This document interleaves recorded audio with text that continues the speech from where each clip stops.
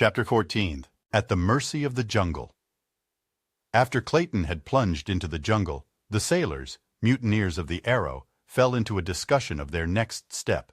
But on one point all were agreed, that they should hasten to put off to the anchored Arrow, where they could at least be safe from the spears of their unseen foe. And so, while Jane Porter and Esmeralda were barricading themselves within the cabin, the cowardly crew of cutthroats were pulling rapidly for their ship in the two boats that had brought them ashore. So much had Tarzan seen that day that his head was in a whirl of wonder. But the most wonderful sight of all to him was the face of the beautiful white girl. Here at last was one of his own kind, of that he was positive. And the young man and the two old men, they too were much as he had pictured his own people to be.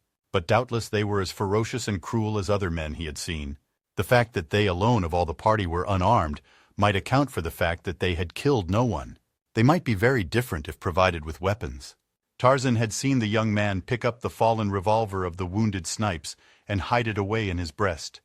And he had also seen him slip it cautiously to the girl as she entered the cabin door. He did not understand anything of the motives behind all that he had seen, but somehow intuitively he liked the young man and the two old men, and for the girl he had a strange longing which he scarcely understood. As for the big black woman, she was evidently connected in some way to the girl, and so he liked her also. For the sailors, and especially Snipes, he had developed a great hatred. He knew by their threatening gestures and by the expression upon their evil faces that they were enemies of the others of the party, and so he decided to watch closely. Tarzan wondered why the men had gone into the jungle, nor did it ever occur to him that one could become lost in that maze of undergrowth, which to him was as simple as is the main street of your own hometown to you.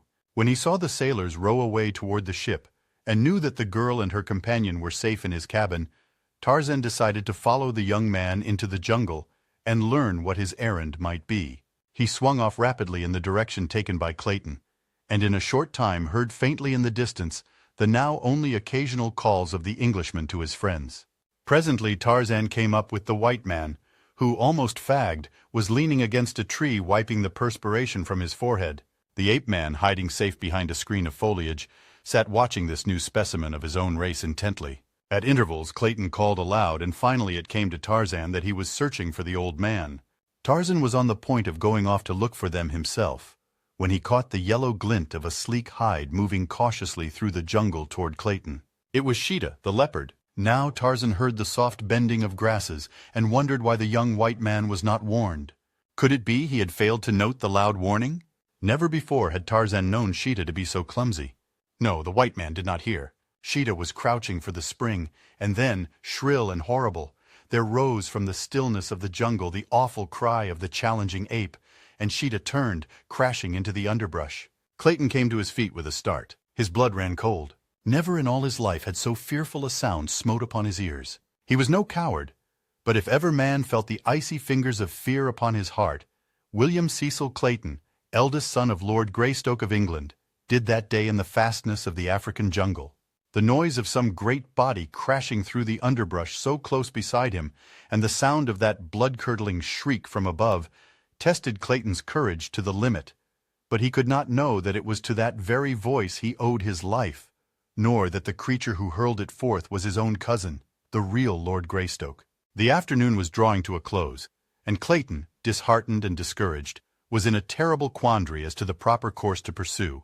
Whether to keep on in search of Professor Porter, at the almost certain risk of his own death in the jungle by night, or to return to the cabin where he might at least serve to protect Jane from the perils which confronted her on all sides. He did not wish to return to camp without her father. Still more, he shrank from the thought of leaving her alone and unprotected in the hands of the mutineers of the Arrow, or to the 100 unknown dangers of the jungle. Possibly, too, he thought, the professor and Philander might have returned to camp. Yes, that was more than likely. At least he would return and see, before he continued what seemed to be a most fruitless quest. And so he started, stumbling back through the thick and matted underbrush in the direction that he thought the cabin lay. To Tarzan's surprise, the young man was heading further into the jungle in the general direction of Mbonga's village, and the shrewd young ape-man was convinced that he was lost. To Tarzan this was scarcely comprehensible.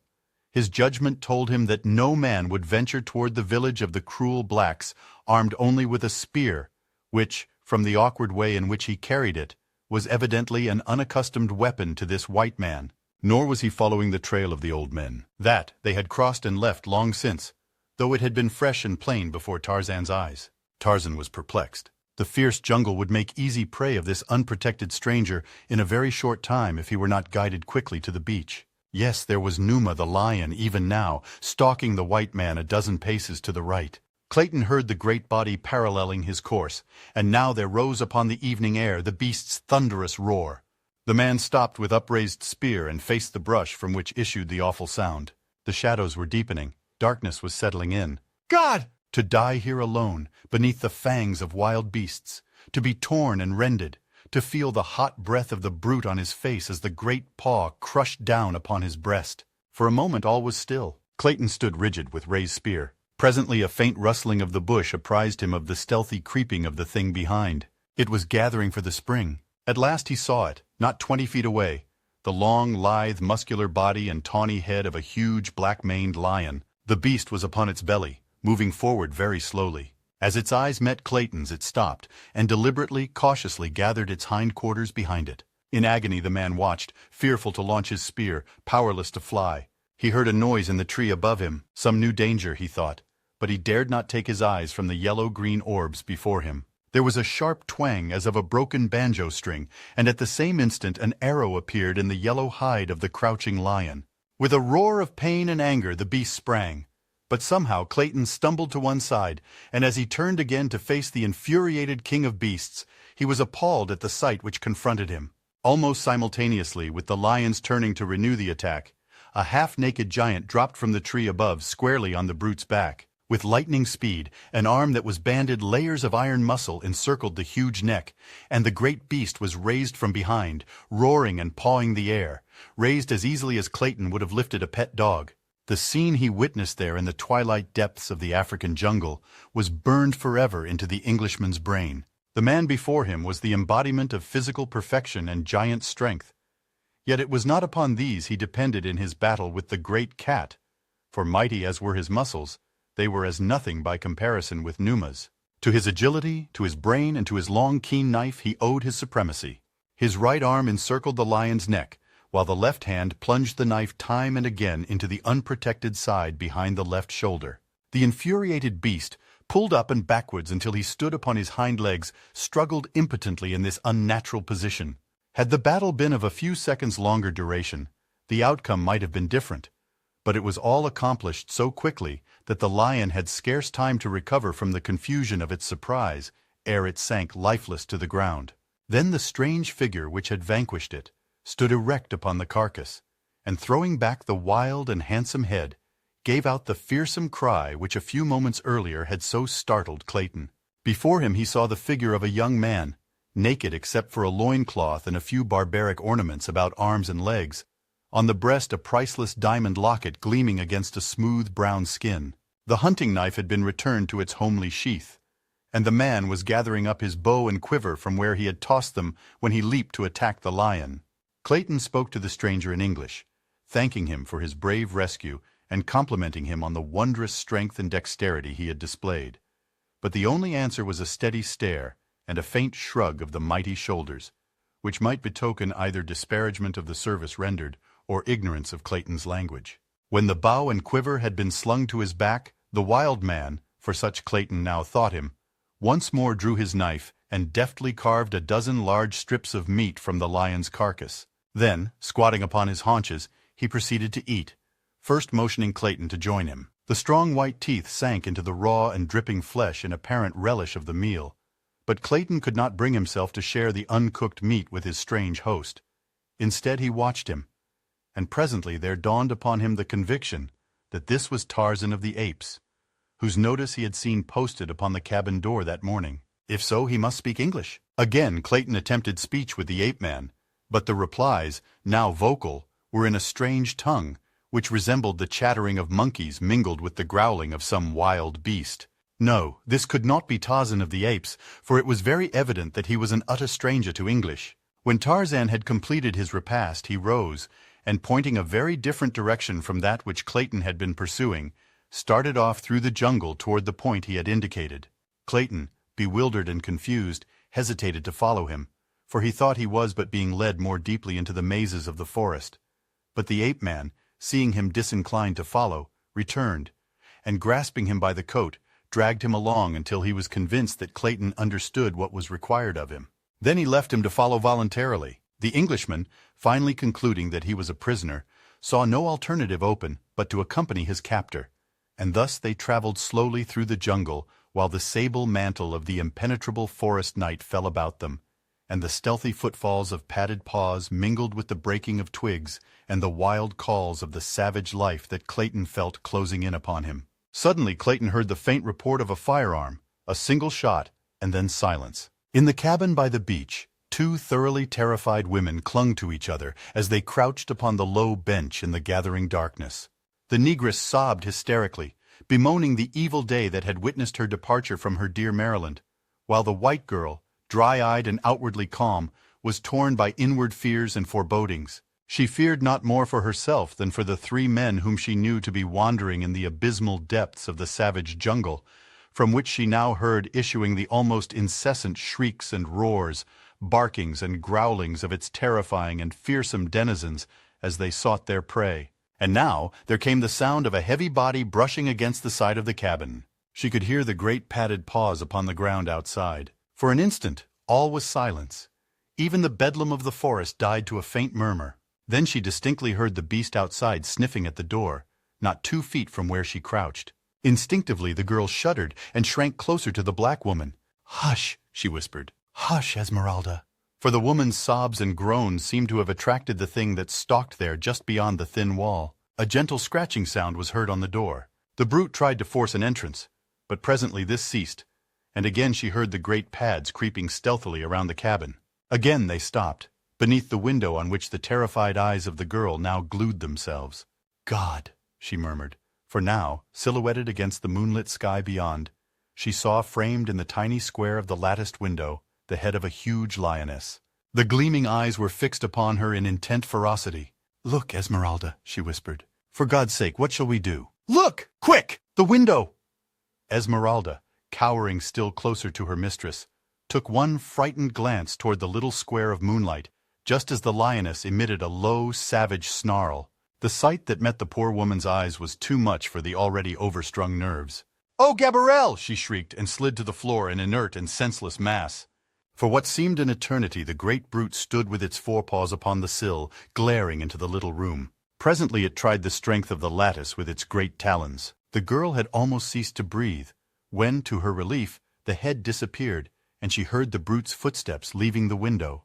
But now they came to the door again, and once more the scratching commenced, this time with increasing force, until the great beast was tearing at the massive panels in a perfect frenzy of eagerness to seize its defenseless victims. Could Jane have known the immense strength of that door, built piece by piece, she would have felt less fear of the lioness reaching her by this avenue. Little did John Clayton imagine when he fashioned that crude but mighty portal that one day, 20 years later, it would shield a fair American girl, then unborn, from the teeth and talons of a man-eater. For fully 20 minutes the brute alternately sniffed and tore at the door, occasionally giving voice to a wild, savage cry of baffled rage.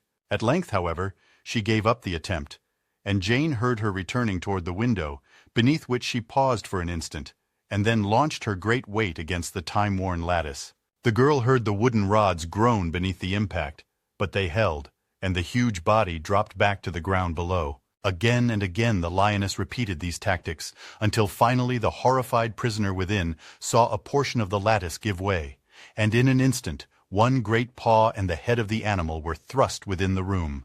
Slowly the powerful neck and shoulders spread the bars apart, and the lithe body protruded farther and farther into the room. As in a trance the girl rose, her hand upon her breast, wide eyes staring horror-stricken into the snarling face of the beast scarce 10 feet from her. At her feet lay the prostrate form of the negress. If she could but arouse her, their combined efforts might possibly avail to beat back the fierce and bloodthirsty intruder. Jane stooped to grasp the black woman by the shoulder. Roughly she shook her. "Esmeralda! Esmeralda!" she cried. "Help me or we are lost." Esmeralda opened her eyes. The first object they encountered was the dripping fangs of the hungry lioness. With a horrified scream, the poor woman rose to her hands and knees, and in this position scurried across the room, shrieking, "Oh, Gabrielle!" "Oh, Gabarelle!" at the top of her lungs. Esmeralda weighed some 280 pounds, and her extreme haste, added to her extreme corpulency, produced a most amazing result when Esmeralda elected to travel on all fours. For a moment the lioness remained quiet with intense gaze directed upon the flitting Esmeralda, whose goal appeared to be the cupboard, into which she attempted to propel her huge bulk. But as the shelves were but 9 or 10 inches apart, she only succeeded in getting her head in. Whereupon, with a final screech, which paled the jungle noises into insignificance, she fainted once again. With the subsidence of Esmeralda, the lioness renewed her efforts to wriggle her huge bulk through the weakening lattice. The girl, standing pale and rigid against the farther wall, sought with ever-increasing terror for some loophole of escape. Suddenly her hand, tight pressed against her bosom, felt the hard outline of the revolver that Clayton had left with her earlier in the day. Quickly she snatched it from its hiding place, and leveling it full at the lioness's face, pulled the trigger. There was a flash of flame, the roar of the discharge, and an answering roar of pain and anger from the beast. Jane Porter saw the great form disappear from the window, and then she too fainted, the revolver falling at her side. But Saber was not killed. The bullet had but inflicted a painful wound in one of the great shoulders. It was the surprise at the blinding flash and the deafening roar that had caused her hasty but temporary retreat. In another instant she was back at the lattice, and with renewed fury was clawing at the aperture, but with lessened effect, since the wounded member was almost useless. She saw her prey, the 2 women, lying senseless upon the floor. There was no longer any resistance to be overcome. Her meat lay before her, and Saber had only to worm her way through the lattice to claim it. Slowly she forced her great bulk, inch by inch, through the opening. Now her head was through, now one great forearm and shoulder. Carefully she drew up the wounded member to insinuate it gently beyond the tight pressing bars. A moment more and both shoulders through, the long sinuous body and the narrow hips would glide quickly after. It was on this sight that Jane Porter again opened her eyes.